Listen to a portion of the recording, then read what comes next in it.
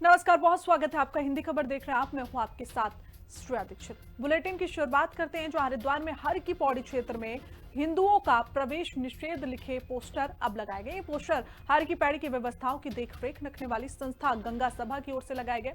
बताया जा रहा है कि गौर करने वाली बात यह है कि इन पोस्टरों में क्षेत्र आज्ञा से म्युनिसिपल एक्ट हरिद्वार का जिक्र किया गया है। गंगा सभा का कहना है कि हर की ये जगह सनातन संस्कृति का आस्था केंद्र है और यहाँ गैर हिंदुओं का प्रवेश पूरी तरीके से वर्जित होना चाहिए। इस संबंध में संस्था ने प्रशासन से 1916 के म्युनिसिपल बायोलॉजी का कड़ाई से पालन करने की मांग की है।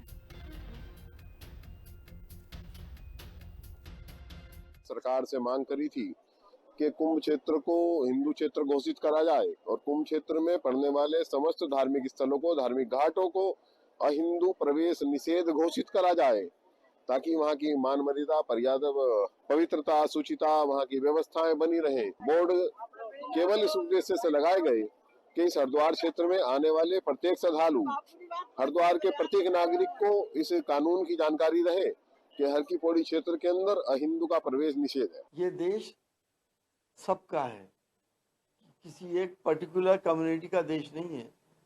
ये कोई जायदाद नहीं है किसी की कि मेरे घर में नहीं आ सकते और उसके घर में जा सकते। पूरा हिंदुस्तान जानता है कि ये इंडिपेंडेंट बॉडी है और ये सियासत कर रही है लोगों के साथ। इसकी कार्रवाई सियासी कार्रवाई होती है और जो साबित कर दिया हाईकोर्ट ने भी, तो अब तो कुछ बचा ही नहीं है। तो वहीं हिंदी खबर ने स्वामी चक्रपाणी महाराज से बात की। उन्होंने बताया कि गंगा सभा का यह कदम सराहनीय है। हरिद्वार प्रसिद्ध धार्मिक स्थल हर की पौड़ी पर अब गैर हिंदुओं के प्रवेश को लेकर के विवाद बढ़ता हुआ नजर आ रहा है। गंगा सभा की तरफ से पोस्टर लगा दिए गए हैं और कहा गया है उसमें कि गैर हिंदू प्रवेश निषेध क्षेत्र। इसी पर बातचीत करने के लिए स्वामी चक्रपाणी महाराज हैं। हाँ, मैंने भी सुना है कि वहाँ लिखा है गंगा महासभा द्वारा कि अहिंदू जितने भी लोग हैं, मतलब गैर हिंदू हैं, वो वहाँ पे न आए। तो निश्चित रूप से ये तो होना ही चाहिए। आप ये देखो कि कहीं भी यरूशलेम में क्या या मक्का मदीना में क्या दूसरे मतावलंबी, धर्मावलंबी जा सकते हैं क्या? नहीं जा सकते, क्योंकि सवाल ये है कि जिसके प्रति जो आस्था है वही उसकी भावना का सम्मान कर सकता है।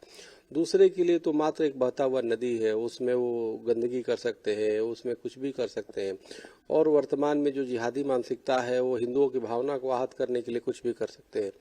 तो इसका कोई वो नहीं है। तो इसलिए मेरा मानना है कि निश्चित रूप से प्रतिबंधित होना चाहिए। मैं तो ये चाहता हूँ कि काशी, मथुरा और जो है अयोध्या जी, इन जो धार्मिक हमारे क्षेत्र है, चाहे महाकालेश्वर हो, चाहे जितने पुरी है, जितने जो हमारे उत्तराखंड है, देवभूमि है, इन जगहों पे भी दूसरे जो मतांतर के लोग हैं, यानी कि जो खास तौर से विदेशी मतांतर के लोग, चाहे क्रिश्चियन हो, चाहे जिहादी मानसिकता के लोग हो, जो कट्टरपंथी हैं, उनको न किया जाए। उनको बोल दिया जाए कि भाई अगर जो आप सनातन के प्रति आस्था नहीं है तो कृपया कहीं और आप चले जाएं, और उनको भेजा जाना चाहिए।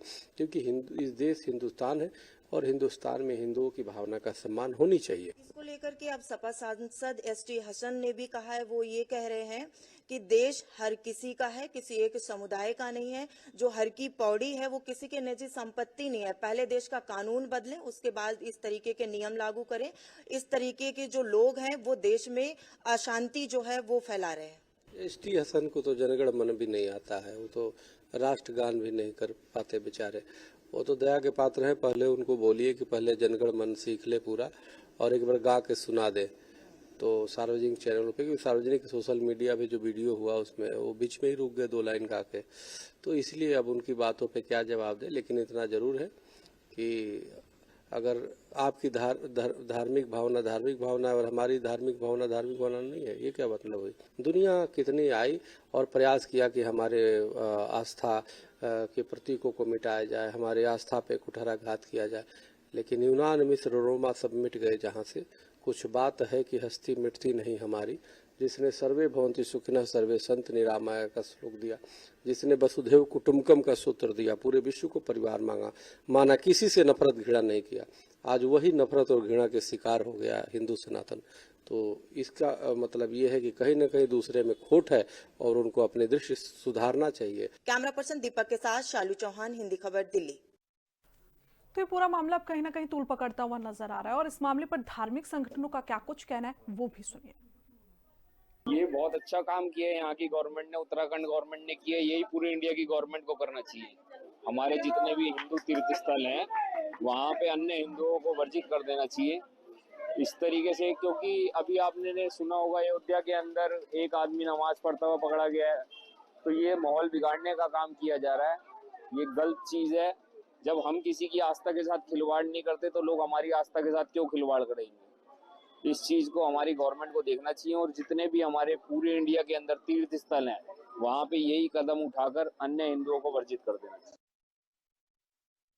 धार्मिक दृष्टिकोण से सही है, क्योंकि बायोलॉजी में पहले से ही है, ब्रिटिश शासन काल में ये लागू हो गए थे। तीर्थ की मर्यादा के हिसाब से सही है। अहिंदू का प्रवेश तो ठीक है, नहीं होना चाहिए मर्यादा तीर्थ की, वो इन चीजों को नहीं मानते, तो इसलिए सही है। 1916 से जो बायलॉज में नियम शामिल है कि किसी भी अहिंदू का यहाँ पर प्रवेश वर्जित है, लेकिन पिछले कुछ समय से जो व्यवस्थाएं 100 साल से भी अधिक से चली आ रही थी, पिछले कुछ समय से इन बोर्डों के हट जाने और जीर्ण शीर्ण हो जाने के कारण इसका लाभ लेकर गैर हिंदू लोग और इस प्रकार के लोग जिनका हमारे सनातन धर्म से नाता नहीं है, वो इस सनातन धर्म की धर्म स्थली पर कुछ इस प्रकार के कर्म कर रहे थे जो कि हमारे श्रद्धालुओं की आस्था भंग होती थी, भावनाएं आहत की जाती थी और यहाँ तक कि श्रद्धालुओं की उस यात्रा को खंडित और अपवित्र किया जाता था। अब ये बोर्ड लगने से कुछ चीजों का पता रहेगा और नियम उसी प्रकार से हैं। चंद सालों से देखा गया है कि जहां भी मजहबी त्योहार आया, कुछ लोग उभरे और 15 दिन पहले उन्होंने होर्डिंग बैनर लगाया और सभी जगह का ट्रेड एक ही है कि गैर हिंदुओं का प्रवेश वर्जित है। अब यहाँ गैर हिंदुओं का प्रवेश वर्जित का मतलब है कि मुसलमानों का दाखला ममनू है, मुसलमानों के एंट्री बैंड है, ये उसका मतलब होता है। तो ये तौर तरीका भारत के जमहूरी मुल्क में संविधान के विरुद्ध है और ये ताकतें समाज को, देश को कमजोर करने में लगी हुई हैं।